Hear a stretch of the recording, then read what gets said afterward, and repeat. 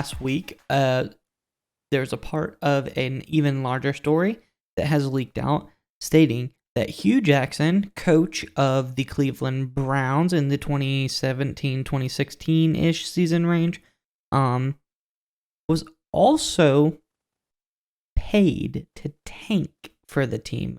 Over those 2+ seasons he was with the Browns, his record was 3-36-1, so I'd say he did a pretty good job at tanking for the Browns. You have some comments that were made.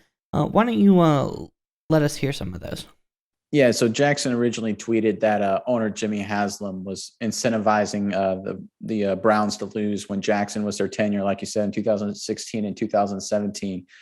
Jackson later went on to clarify his remarks. Speaking to ESPN, that's what Jackson said. He said, teams that win are just not the youngest team. Not the youngest teams can't win. So I didn't understand the process. I didn't understand what the plan was. I asked for clarity because they didn't talk about winning and losing until year 3 and 4. So that told you right there that something wasn't correct, but I still couldn't understand it until I had the team that I had. Jackson went on to say that bonus money was available if certain measurables were met, but not winning. These measurables were aggregate rankings, being the youngest team and having so many draft picks. So that's not directly paying Jackson to lose, but obviously Jackson had no idea what he was getting into in terms of what he was supposed to do to lead the team, other than evidently trying to have the youngest team possible and to have a lot of draft picks. So obviously here the Browns were trying to tank and build up as many draft picks as possible, with the whole goal of finding core players to build their team. And, this is an interesting story, but, after all that, what are the results that are left with Mize after all this tanking? So, being an AFC North fan of the Baltimore Ravens, big Ravens fan, I have come to know and appreciate what the Browns are all about. And what the Browns are all about is ruining every opportunity that they possibly have. They probably ruined Hue Jackson's career with this move. They ruined a perfectly good tank.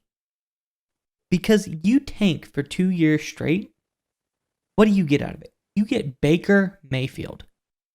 One of the worst first overall picks. He's perfectly average, and he's almost so bad because he's good enough that you can't necessarily get rid of him, but he's bad enough to not take you anywhere, and it's become a little bit of a media circus lately. How hard is it to blow a tank where 2 seasons you go 1-15 and 0-16 back to back? Like, you won 3 games in 3 seasons. How crazy is that? And you come away with literally nothing from it.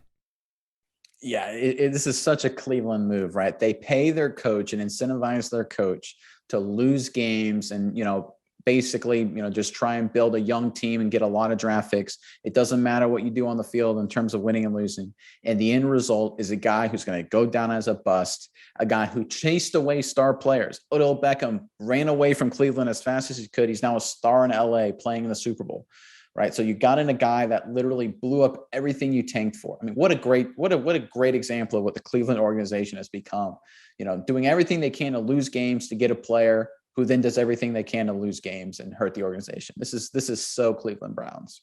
Yeah, you couldn't get more Browns than this. And there's really no other way to justify it than saying the Browns are going to Brown. Baker Mayfield is probably the best player that they've had and quarterback in recent memory.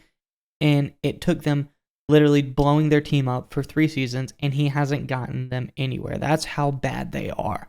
So, good job, Browns. Let's give them a round of applause. Bravo, tip of the cap. This is how far you got with your tanking.